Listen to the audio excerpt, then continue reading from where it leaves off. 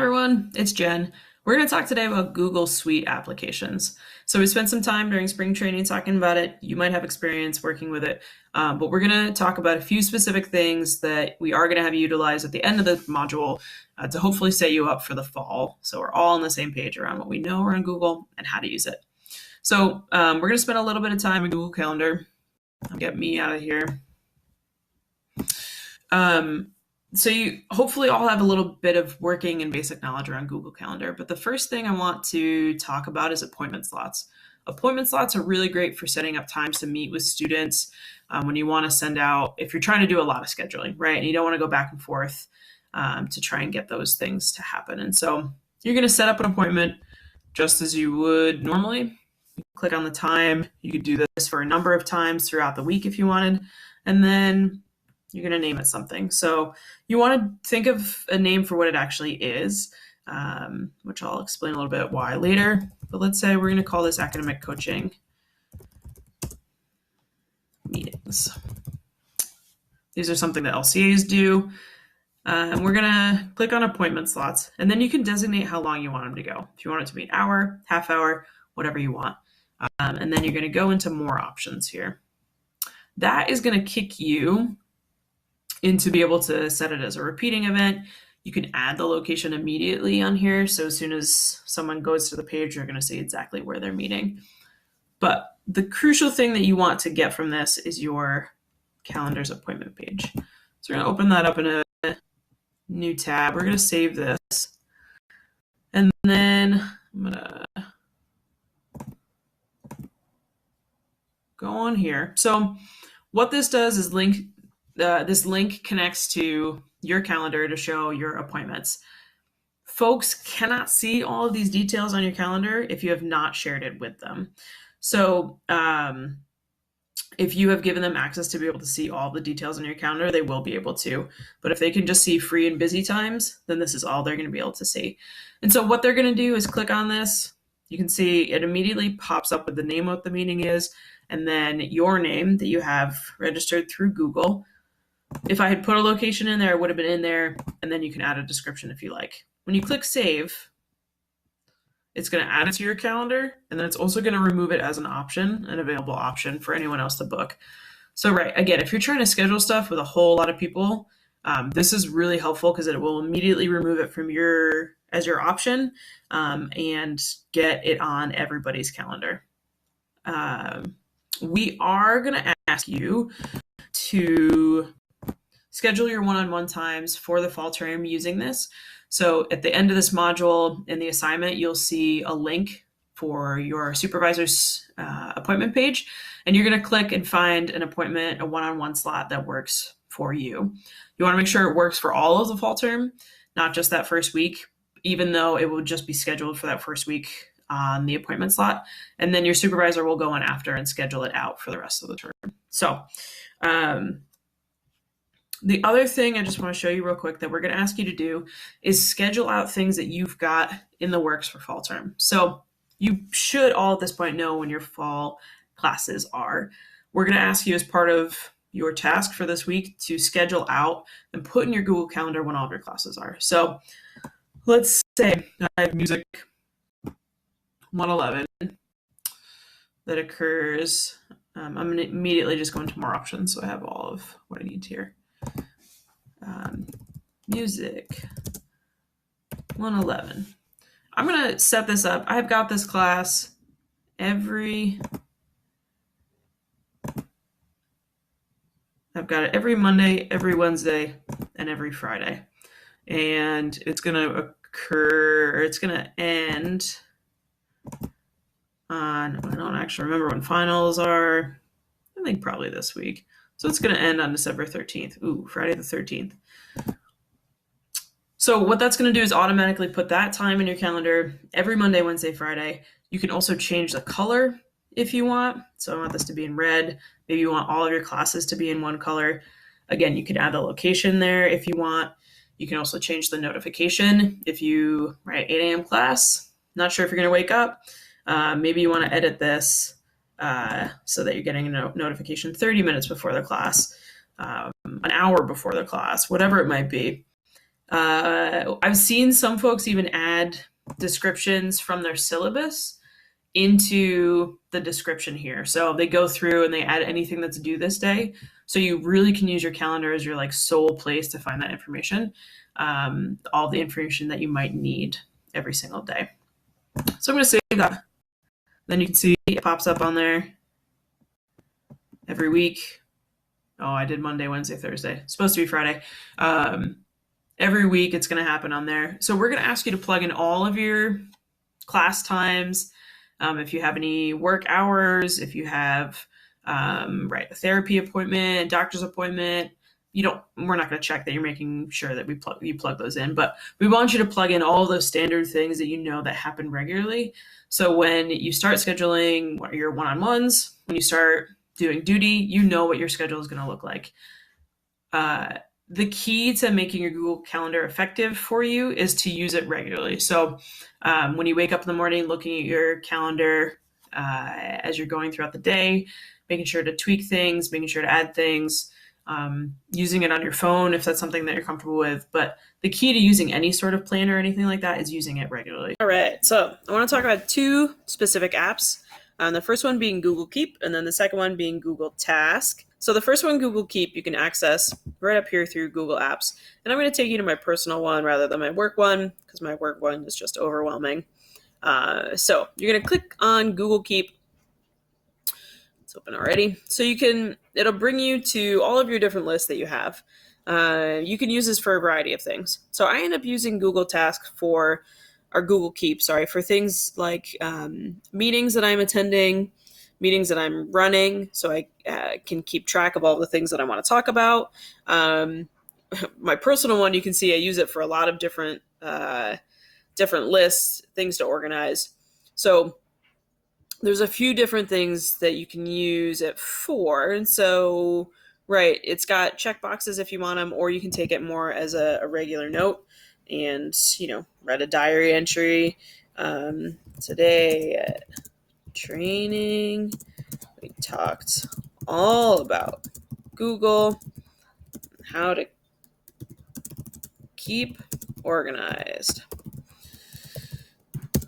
It seems amazing. Okay, so with this, I could just title this as training thoughts.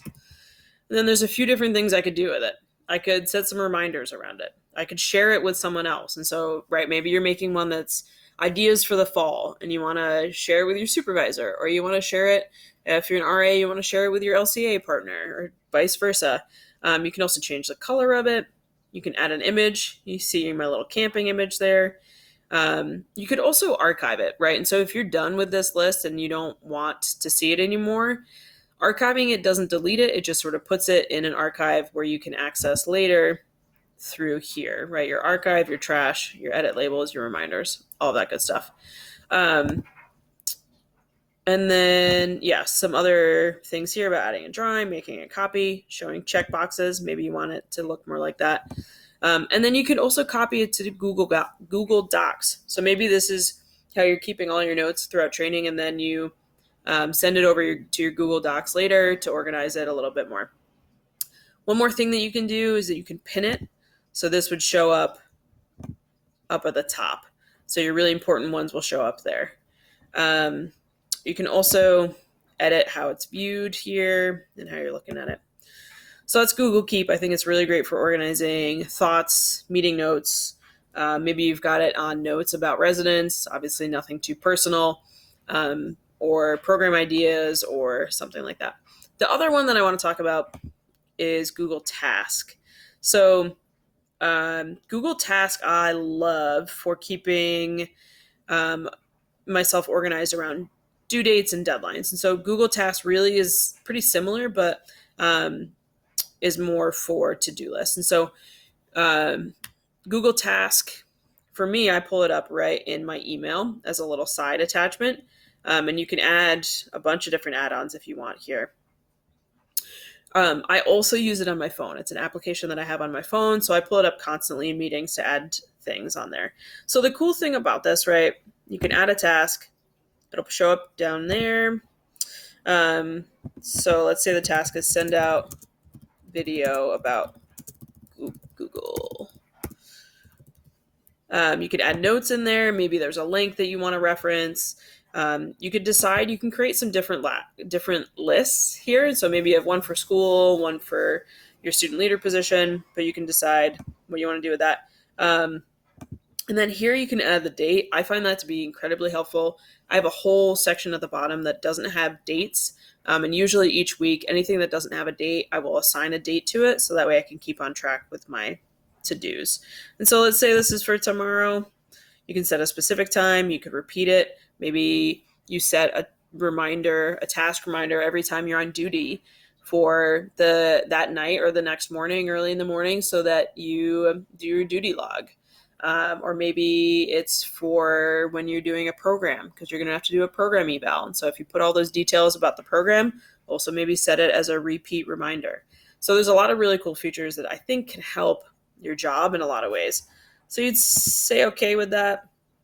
Then you can also add subtasks. So let's say I send out Google video, but first I need to film video. Then I need to edit video. Then I need to send video. And these would all show up as separate things when you click on it. And so maybe I've done these two, but I haven't sent it yet. So we're going to save that in there. And then you can see for tomorrow, it's the only thing I have to do, send out video about Google. Again, what I like about this is that it is going to immediately populate into my calendar. So here's my calendar here. I have it set up that way, right? So that it's showing my tasks. And so you can see, send out video about Google. This is what I have to do for the day. Again, if you don't have a date associated with it, it won't show up in your calendar like that. But you can also mark on here if it's complete. So just mark as complete, and then it crosses off, and then it also crosses off on your list as well. Again, you can download this on your phone. You can use it here in your email, along with a bunch of different apps here as well. So the last thing we're going to have you work on is a form, which Google has this great tool that can allow you to do a bunch of different things to create some forms, some surveys, feedback, all that stuff.